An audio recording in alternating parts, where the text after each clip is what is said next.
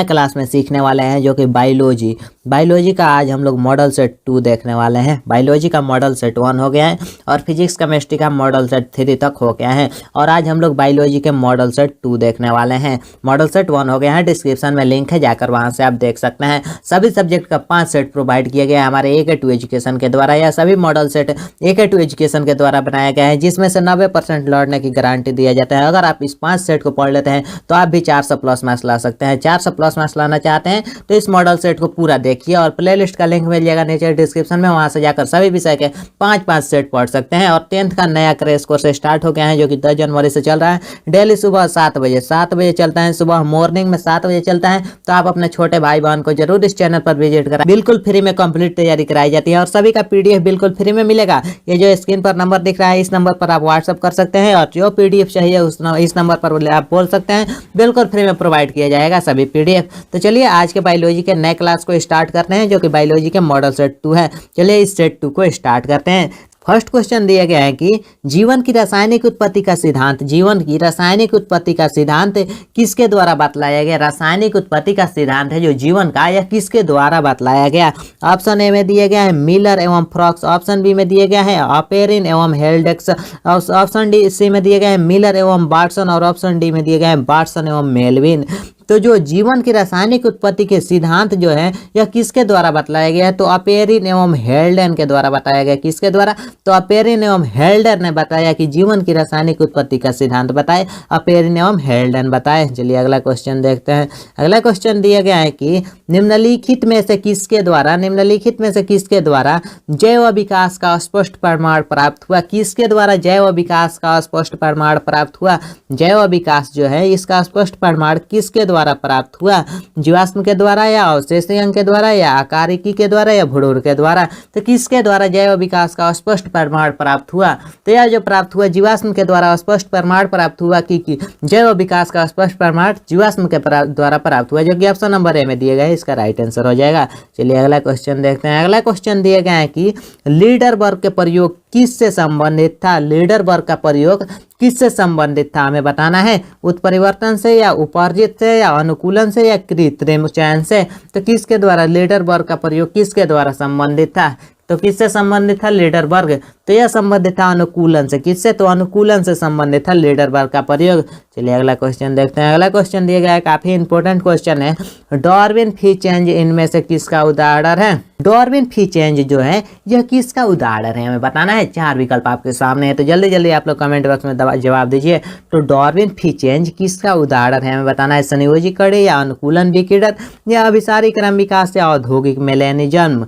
तो जो Darwin free change है, डार्विन फ्री चेंज या अनुकूली विकिरण के द्वारा, अनुकूली विकिरण का उदाहरण है, जो कि ऑप्शन नंबर बी इसका राइट आंसर हो जाएगा। अनुकूली विकिरण का उदाहरण है।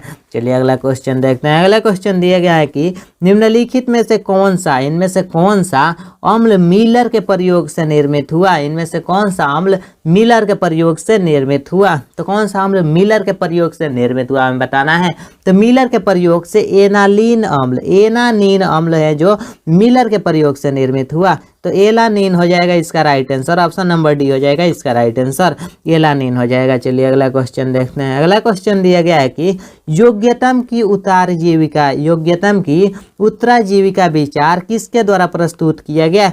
योग्यतम की उत्तराजीविता विचार किसके द्वारा प्रस्तुत किया गया हमें बताना है। ऑप्शन ए में दिए गए हैं लामार्क, ऑप्शन बी में डार्विन और ऑप्शन सी में दिए गए हैं बीजमैन और ऑप्शन डी में दिए गए हैं हार्वर्ड। तो हमें बताना है उत्तराजीविका विचार किसके द्वारा प्रस्तुत किया गया? तो उत्तराजीविका विचार जो है डार्विन के द्वारा प्रस्तुत किया। किसके द्वारा? तो डार्विन के द्वारा प्रस्तुत किया गया।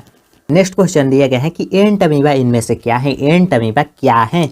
जीवाणु है या शैवाल है या प्रोटोजोआ है या कवक है हमें बताना है। तो एंट अमीबा क्या है? तो एंट अमीबा जो होता है, अमीबा पूछा गया है, एंट अमीबा दिए गए हैं। तो एंट अमीबा एक प्रकार के प्रोटोजोआ है। क्या है? तो एंट अमीबा प्रोटोजोआ के अंतर्गत आता है, जो कि ऑप्शन नंबर सी इसका राइट आंसर हो जाएगा। चलिए अगला क्वेश्चन दिया गया है कि HIV निम्न में से किस कोशिका का पर आक्रमण करता है? HIV किस कोशिका पर आक्रमण करता है? B कोशिका या T कोशिका या एपिथेलियम कोशिका या T हेल्पर कोशिका? तो HIV जो है, HIV बीमारी का एक नाम है। यह किस कोशिका पर आक्रमण करता है? तो HIV जो बीमारी है यह टी हेल्पर कोशिका पर आक्रमण करता है। किस पर आक्रमण करता है? तो टी हेल्पर कोशिका पर HIV बीमारी आक्रमण करता है, जो कि ऑप्शन नंबर डी इसका राइट आंसर हो जाएगा। चलिए अगला क्वेश्चन देखते हैं। अगला क्वेश्चन दिया गया है कि क्रॉमिक विकास में योगदान है। क्रॉमिक विकास में किसका योगदान होता है? स्वपरागण का या परपरागण का या कायिक प्रवर्धन का या संकरण का? तो हमें बताना है क्रॉमिक विकास में। तो क्रॉमिक विकास में किसका योगदान है? तो क्रॉमिक विकास में पूछा जाए तो परपरागण का योगदान होता है। क्रॉमिक विकास में परपरागण का योगदान होता है। चलिए क्वेश्चन दिया गया है कि फलेरिया रोग का वाहक है। फलेरिया रोग का वाहक कौन होता है? ऑप्शन ए में दिया गया है नर क्यूलेक्स मच्छर, ऑप्शन बी में दिया गया है नर एनोफिलिस मच्छर और ऑप्शन सी में दिया गया है मादा क्यूलेक्स मच्छर और ऑप्शन डी में दिया गया है मादा इनोफिलिक मच्छर। तो फलेरिया रोग का जो वाहक होता है मादा क्यूलेरिक्स मच्छर होता है। कौन होता है? तो मादा क्यूलेरिक्स मच्छर किसका वाहक होता है? तो फलेरिया रोग का वाहक होता है मादा क्यूलेरिक्स मच्छर। चलिए अगला क्वेश्चन देखते हैं। अगला क्वेश्चन दिया गया है कि यौन संचारित रोग है। इनमें से यौन संचारित रोग कौन है हमें बताना है। खासरा है या टीबी है, गोनेरिया है या टाइफाइड है? टाइफाइड तो है नहीं, टीबी नहीं होगा, खासरा नहीं होगा, तो गोनोरिया यौन संचारित रोग है। गोनोरिया यौन संचारित रोग है। चलिए अगला क्वेश्चन देखते हैं। अगला क्वेश्चन दिया गया है कि विषाणु किससे बना होता है? विषाणु किससे बना होता है? प्रोटीन से या प्रोटीन तथा न्यूक्लिक अम्ल से या लिपिड तथा प्रोटीन से या DNA एवं RNA से? तो हमें बताना है विषाणु किससे बना होता है। तो विषाणु किससे बना होता है? तो विषाणु जो बना होता है प्रोटीन तथा न्यूक्लिक अम्ल से बना होता है। किससे बना होता है? तो प्रोटीन तथा न्यूक्लिक अम्ल से बना होता है विषाणु। चलिए अगला क्वेश्चन देखते हैं। अगला क्वेश्चन दिया गया है कि निम्न में से कौन यौन संचारित रोग है? इनमें से कौन यौन संचारित रोग है हमें बताना है। ऑप्शन ए में दिए गए हैं टाइफाइड, तो टाइफाइड यौन संचारित रोग नहीं होता है। हैजा भी यौन संचारित रोग नहीं है। मलेरिया या तो मच्छर के काटने से होता है। सिफिलिस यौन संचारित रोग है, तो सिफिलिस इसका राइट आंसर हो जाएगा ऑप्शन नंबर डी। चलिए अगला क्वेश्चन देखते हैं। अगला क्वेश्चन दिया गया है कि BCG टीका किस रोग के प्रतिरक्षात्मक उपाय है? BCG एक टीका है। जो BCG पहले दिया गया था, यह टीका किस रोग को रोकने के लिए टीका लगाया गया था? तो BCG टीका किस रोग के रोकने के लिए लगाया गया था? तपेदिक या टाइफाइड या एड्स या हाइडा? तो तपेदिक एक रोग है। इसी रोग को रोकने के लिए BCG टीका लगाया गया था। जैसे में कोरोना के लिए वैक्सीन लगाया जा रहा था, इसी तरह तपेदिक एक बीमारी आया था, इसे रोकने के लिए BCG टीका लगाया जाता था, जो कि ऑप्शन नंबर है इसका राइट आंसर हो जाएगा। चलिए अगला क्वेश्चन देखते हैं। अगला क्वेश्चन दिया गया है कि कैंसर के इलाज के लिए निम्नलिखित में से कौन सा प्रचलित नहीं है? कैंसर के इलाज के लिए कौन प्रचलित नहीं है हमें बताना है। अगर आपके शब्दों में बताएं तो कैंसर के इलाज के लिए कौन अभी फेमस नहीं है, कौन अभी ट्रेंडिंग में नहीं चल रहा है? कैंसर के इलाज के लिए ट्रेंडिंग में कौन नहीं चल रहा है? जैसे में बहुत सारे स्टूडेंटों का कहना होता है ट्रेंडिंग में चल रहा है, तो ट्रेंडिंग में हमें पूछना है कौन नहीं चल रहा है कैंसर के इलाज के लिए? कीमोथेरेपी या रेडियोथेरेपी या सर्जरी या फिजियोथेरेपी? इनमें से कौन कैंसर के इलाज के लिए प्रचलित नहीं है? तो जो कैंसर के इलाज के लिए प्रचलित नहीं है वो है फिजियोथेरेपी। कौन कैंसर के इलाज के लिए प्रचलित नहीं है? तो फिजियोथेरेपी कैंसर के इलाज के लिए प्रचलित नहीं है, जो कि ऑप्शन नंबर डी में दिए गए हैं। क्वेश्चन दिया गया है कि ऑन्कोलॉजी किसका अध्ययन है? ऑन्कोलॉजी किसका अध्ययन है हमें बताना है। कैंसर का या ऑन्कोलॉजी का या ए और बी दोनों या विषाणु का? तो ऑन्कोलॉजी किसका अध्ययन है हमें बताना है। तो ऑन्कोलॉजी जो अध्ययन होता है वह कैंसर और ऑन्कोलॉजी दोनों का अध्ययन होता है। किसका? तो दोनों का अध्ययन होता है, तो इसका right answer option number C हो जाएगा। अगला क्वेश्चन दिया गया है कि मनुष्य में सबसे अधिक होने वाला कैंसर है, मनुष्य में जो सबसे अधिक होने वाला कैंसर है वह कौन सा है? कैंसर कई प्रकार का होता है, तो कौन कैंसर मनुष्य में सबसे ज्यादा होता है?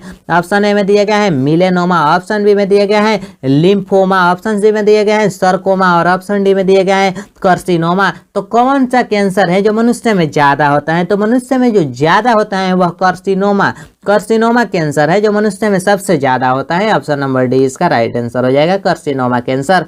चलिए अगला क्वेश्चन दिया गया है कि लाइसोजाइम, अगला क्वेश्चन दिया गया है कि लाइसोजाइम उपस्थित होते हैं। लाइसोजाइम कहाँ उपस्थित होते हैं? लार में उपस्थित होते हैं या गैस्ट्रिक एंजाइम में उपस्थित होते हैं या आंसू में या पसीना में? तो हमें बताना है लाइसोजाइम उपस्थित होते हैं। तो लाइसोजाइम किस में उपस्थित होते हैं? तो लाइसोजाइम जो उपस्थित होते हैं या लार में उपस्थित होते हैं, किसमें? तो लार में लाइसोजाइम उपस्थित होते हैं, जो कि ऑप्शन नंबर है इसका राइट आंसर हो जाएगा। चलिए अगला क्वेश्चन देखते हैं। अगला क्वेश्चन दिया गया है कि ब्राउन शुगर है, ब्राउन शुगर क्या है हमें बताना है। तो ब्राउन शुगर क्या है, आप लोग जल्दी जल्दी जवाब दीजिए। ब्राउन शुगर क्या है? ऑप्शन ए में दिए गए हैं कि डाइएसिलेट मॉर्फिन हाइड्रोक्लोराइड, ऑप्शन बी में दिए गए हैं थीटोफाइलिन, और ऑप्शन सी में दिए गए हैं लोराजीपम, और ऑप्शन डी में दिए गए हैं मेथिड्रिन। तो इनमें से कौन ब्राउन शुगर है? तो कौन ब्राउन शुगर है हमें बताना है। तो जो ब्राउन शुगर होता है वह होता है मेथिड्रिन, मेथिड्रिन ब्राउन शुगर होता है, जो कि ऑप्शन नंबर डी इसका राइट आंसर हो जाएगा।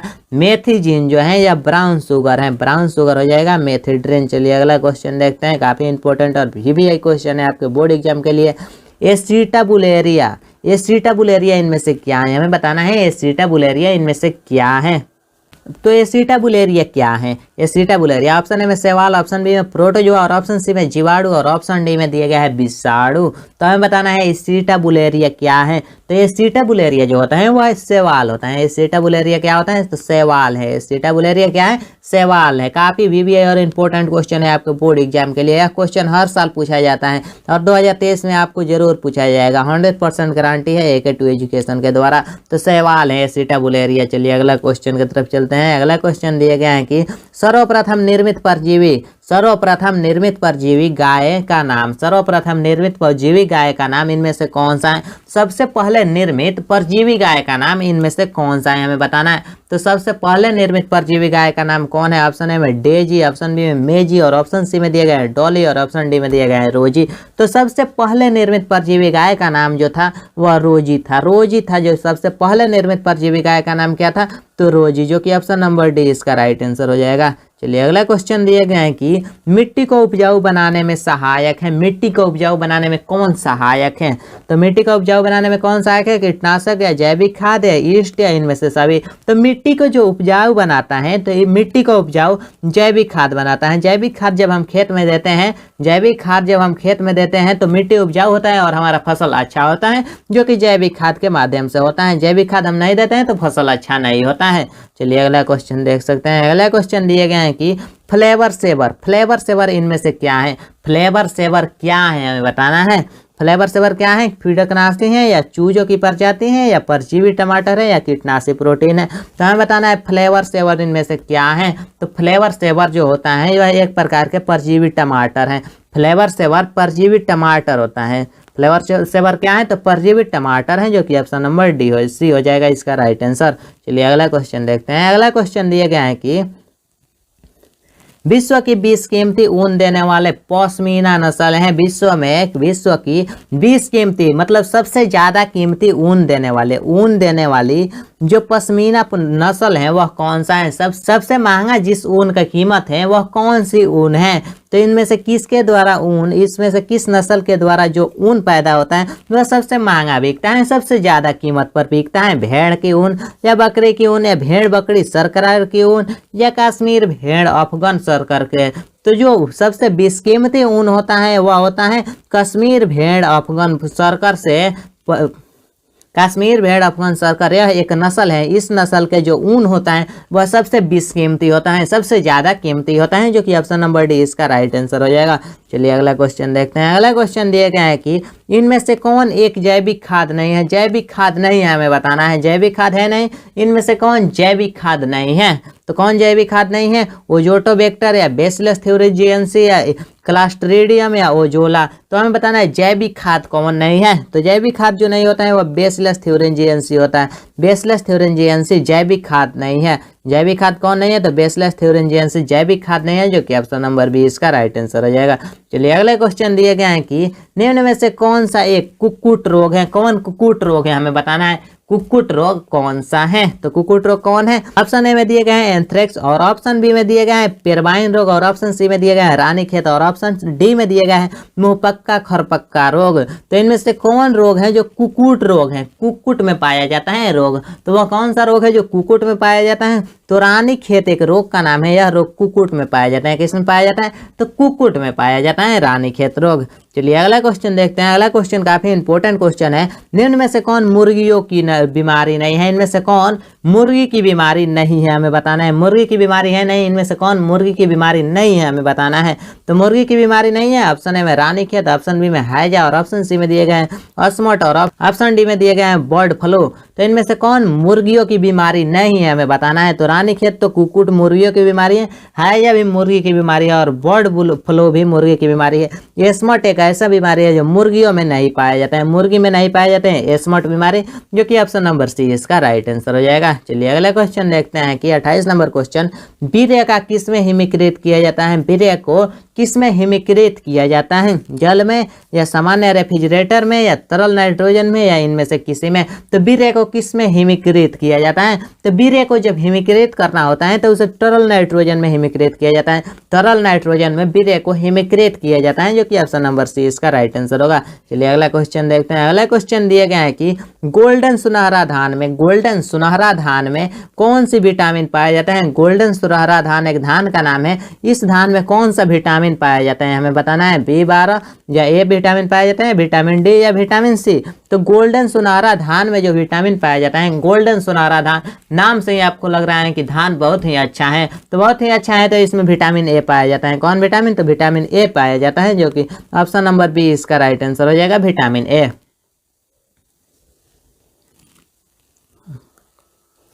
अगला क्वेश्चन दिया गया है कि दूध से दही बनाने में किस जीवाणु का उपयोग किया जाता है? दूध को दही किस जीवाणु के द्वारा बनाया जाता है, हमें बताना है। तो दूध से दही कौन सा जीवाणु बनाता है? ऑप्शन ए में दिए गए हैं क्लास्ट्रीडियम और ऑप्शन बी में दिए गए हैं लैक्टोबैसिलस और ऑप्शन सी में दिए गए हैं ए और बी दोनों और ऑप्शन डी में दिए गए हैं स्टेप्टोकोकस। तो इनमें से कौन है जो दूध को दही बनाने में जीवाणु, इनमें से कौन जीवाणु दूध के दही बनाता है, हमें बताना है। तो जो जीवाणु दूध को दही बनाता है वह है लैक्टोबैसिलस। लैक्टोबैसिलस जीवाणु है जो कि दूध से दही बनाते हैं। ऑप्शन नंबर बी इसका राइट आंसर हो जाएगा, लैक्टोबैसिलस जीवाणु दूध को दही बनाते हैं। चलिए अगला क्वेश्चन देखते हैं। अगला क्वेश्चन दिया गया है कि जैविक खाद का मुख्य स्रोत क्या है? जैविक खाद का मुख्य स्रोत क्या है, हमें बताना है। ऑप्शन ए में दिए गए हैं हरा शैवाल, ऑप्शन बी में ईस्ट और ऑप्शन सी में जीवाणु और ऑप्शन डी में दिए गए हैं लाल शैवाल। तो जैविक खाद का मुख्य स्रोत क्या है, हमें बताना है। तो जैविक खाद का जो मुख्य स्रोत होता है वह क्या होता है? तो जैविक खाद जब हम खेत में देते हैं तो जीवाणु के द्वारा उसे उपजाऊ बनाया जाता है, जीवाणु के द्वारा उसे उपजाऊ बनाया जाता है। तो जैविक खाद का मुख्य स्रोत जीवाणु होता है। जीवाणु नहीं होते तो खेत में अच्छा फसल नहीं होता, तो जीवाणु के द्वारा मिट्टी को उपजाऊ बनाया जाता है। तो जैविक खाद का मुख्य स्रोत जीवाणु होता है, जीवाणु के द्वारा ही जैविक खाद प्राप्त भी होता है। चलिए अगला क्वेश्चन देखते हैं। अगला क्वेश्चन दिए गए हैं कि किस गैर फली पौधों के जड़ पिंड में जैविक खाद मौजूद है? किस गैर फली पौधों के जड़ में जैविक खाद मौजूद है? किस गैर फली पौधों के जड़ में, पौधा के जड़ में जैविक खाद मौजूद रहता है? तो कौन सा पौधा है? तो उस पौधा का हमें नाम बताना है, कौन सा पौधा है। 4 विकल्प आपके सामने है, तो वह कौन सा पौधा है जिसके जड़ में जैविक खाद मौजूद रहता है? तो उस पौधा का नाम है एजोटोबैक्टर। एजोटोबैक्टर नाम का एक पौधा है, इस पौधा के जड़ पिंड में जैविक खाद मौजूद रहता है, जो कि ऑप्शन नंबर ए में दिए गए हैं एजोटोबैक्टर। चलिए अगला क्वेश्चन देखते हैं। अगला क्वेश्चन दिया गया है कि डीएनए फिंगरप्रिंट के लिए डीएनए फिंगरप्रिंट के लिए डीएनए प्राप्त किया जाता है। डीएनए फिंगरप्रिंट के लिए डीएनए कैसे प्राप्त किया जाता है? श्वेत रुधिर कणिकाओं द्वारा, या ऑप्शन बी में दिए गए हैं बाल जड़ कोशिकाओं से, ऑप्शन सी में दिए गए हैं देह स्राव से और ऑप्शन डी में दिए गए हैं इनमें से सभी। तो डीएनए फिंगरप्रिंट के लिए डीएनए किससे प्राप्त किया जाता है? तो डीएनए फिंगरप्रिंट के लिए जो डीएनए प्राप्त किया जाता है श्वेत रुधिर कणिकाओं से प्राप्त किया जाता है। किससे? तो श्वेत रुधिर कणिकाओं से प्राप्त किया जाता है, जो कि ऑप्शन नंबर ए इसका राइट आंसर हो जाएगा, श्वेत रुधिर कणिकाओं से। चलिए अगला क्वेश्चन देखते हैं। अगला क्वेश्चन दिया गया है कि बैसिलस थ्यूरिंजिएंसी द्वारा स्रावित अबिस प्रोटीन, बैसिलस थ्यूरिंजिएंसी द्वारा स्रावित अबिस प्रोटीन इनमें से कौन है? तो बैसिलस थ्यूरिंजिएंसी द्वारा स्रावित अबिस प्रोटीन इनमें से कौन है, हमें बताना है। तो इनमें से स्रावित अबिस प्रोटीन कौन है? ऑप्शन ए में दिए गए हैं ट्यूबुलिन, ऑप्शन बी में दिए गए हैं इंसुलिन और ऑप्शन सी में दिए गए हैं क्राई प्रोटीन और ऑप्शन डी में दिए गए हैं इनमें से सभी। तो बैसिलस थ्यूरिंजिएंसी द्वारा स्रावित अबिस प्रोटीन कौन सा है, हमें बताना है। तो इसमें जो अबिस प्रोटीन होता है वह क्राई प्रोटीन है, क्राई प्रोटीन अबिस प्रोटीन होता है, जो कि ऑप्शन नंबर सी इसका राइट आंसर हो जाएगा। चलिए अगला क्वेश्चन दिए गए हैं और काफी इंपॉर्टेंट क्वेश्चन है कि जैविक संश्लेषण उत्पाद उत्पादों का जैविक संश्लेषित उत्पादों का परिकृष्ट तैयार होकर जैविक संश्लेषित उत्पादों का परिकृष्ट तैयार होकर विसरण के लिए भेजे जाने के पूर्व अनुप्रवाह संसाधन के अंतर्गत क्या आता है? अनुप्रवाह संसाधन के अंतर्गत क्या आता है? क्वेश्चन ध्यान से सुनिए। क्वेश्चन बोल रहा है कि जैव संश्लेषण उत्पादों का परिकृष्ट तैयार होकर विसरण के लिए भेजे जाने से पहले, पूर्व मतलब पहले, अनुप्रवाह संसाधन के अंतर्गत आता है। अनुप्रवाह संसाधन के अंतर्गत कौन कौन आता है? ऑप्शन ए में दिए गए हैं पृथक्करण, ऑप्शन बी में दिए गए हैं शोधन और ऑप्शन सी में दिए गए हैं ये और बिनोनो और ऑप्शन डी में दिए गए हैं कोई नहीं। तो इसका जो पहले अंतर्गत आता है वह पृथक्करण और शोधन दोनों आता है, जो कि ऑप्शन नंबर सी इसका राइट आंसर हो जाएगा। ऑप्शन नंबर सी इसका राइट आंसर हो जाएगा। और आपको बता दें 10th और 12th के कंप्लीट कोर्स की तैयारी के लिए इस नंबर पर जरूर व्हाट्सअप कीजिए। और आज के वीडियो में, इस वीडियो में हम लोग 35 ऑब्जेक्टिव क्वेश्चन करेंगे और इसके पीडीएफ में आपको 70 ऑब्जेक्टिव क्वेश्चन मिलेगा। तो 35 क्वेश्चन मैं सोल्व कर दिया और 35 क्वेश्चन आपके लिए रहता है। आप उसे सोल्व कर बताइए कमेंट बॉक्स में कि 35 में आप कितना सही बना रहे हैं और कितना गलत बना रहे हैं। इस हिसाब से आप अपना भी तैयारी करते हैं। मैं आपको क्वेश्चन और पीडीएफ प्रोवाइड करता रहूंगा बिल्कुल फ्री में। तो पीडीएफ मिलेगा, इस नंबर पर व्हाट्सअप कीजिए, व्हाट्सअप ग्रुप में ऐड कर दीजिएगा। व्हाट्सअप ग्रुप में डेली पीडीएफ प्रोवाइड किया जाता है। तो चैनल पर पहले बार आए हैं तो सब्सक्राइब कर लीजिए और वीडियो को लाइक कर दीजिए। 10th का भी बैच चल रहा है 7 बजे मॉर्निंग में, तो अपने छोटे भाई बहन को जरूर भेजिए इस चैनल के माध्यम से। इस चैनल पर कंप्लीट तैयारी कराई जाती है 10th और 12th के। 1 मंथ का अभी क्रैश कोर्स लॉन्च हुआ है, 1 मंथ में आपके कंप्लीट तैयारी कराई जाएगी। तो आप भी पढ़ें अभी क्रैश कोर्स में। इसमें आपको 5 सेट प्रोवाइड कराया जाएगा। इसमें objective, subjective, short question, long question, ऐसे समरी, इन सभी लिखने का ट्रिक सिखाया जाएगा। ऑब्जेक्टिव किस तरह बनाए, एक्सप्लेन किस तरह बनाए, इस सभी के ट्रिक सीखने के लिए हमारे चैनल को सब्सक्राइब कीजिए, वीडियो को लाइक कीजिए। मिलते हैं नेक्स्ट वीडियो में। Thank you, all the best.